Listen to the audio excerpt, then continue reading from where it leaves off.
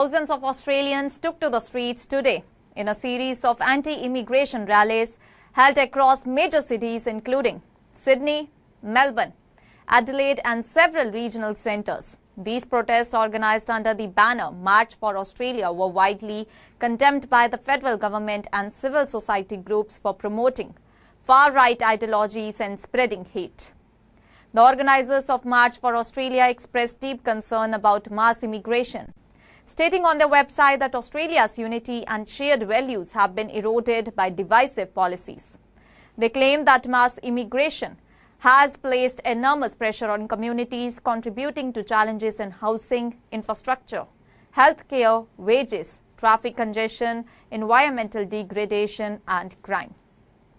While the group insists their motives are rooted in social and economic frustrations rather than hatred, critics and observers have highlighted the presence of extremist elements, including known neo-Nazi figures within the movement. In Sydney, between 5,000 and 8,000 people gathered near the route of the city's annual marathon. Hundreds of police officers were deployed to monitor the rally, which authorities said passed without major incidents.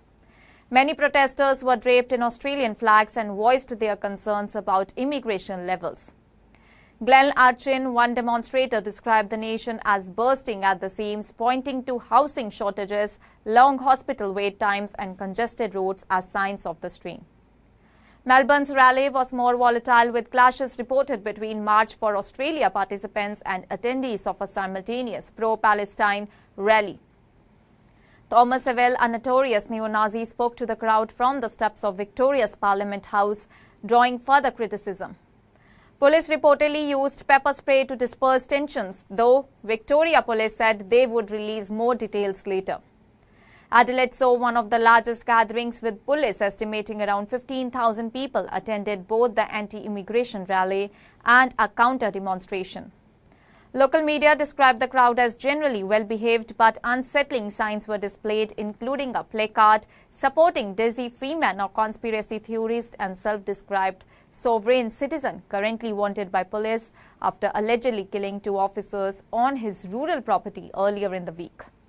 Several prominent politicians joined the rallies, including One Nation Senator Pauline Hanson and independent federal MP Bob Katter. Recently drew criticism after confronting a journalist who mentioned his Lebanese heritage during a press conference regarding his participation in the protest.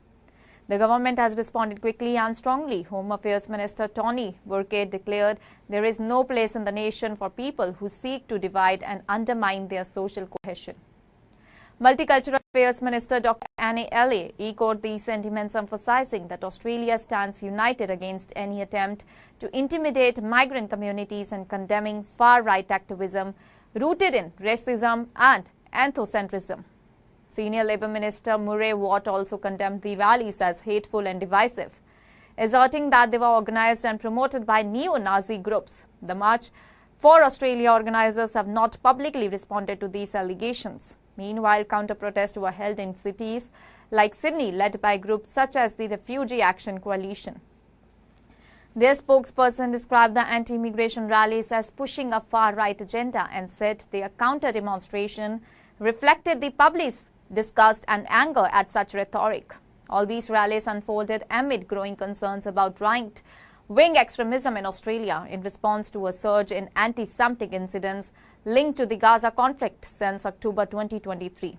The government introduced legislation earlier this year banning the Nazi salute and the display or sale of terrorist symbols, with violations carrying mandatory prison sentences.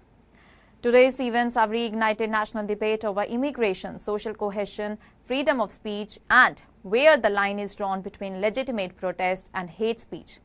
While organisers frame the rallies as a defence of Australia's identity and resources, government condemnation and the prominent presence of extremist figures have highlighted the expanding influence of far-right movements in Australian society. That's all for now. Stay tuned to the Savera for more updates. Do like, comment and subscribe to the channel.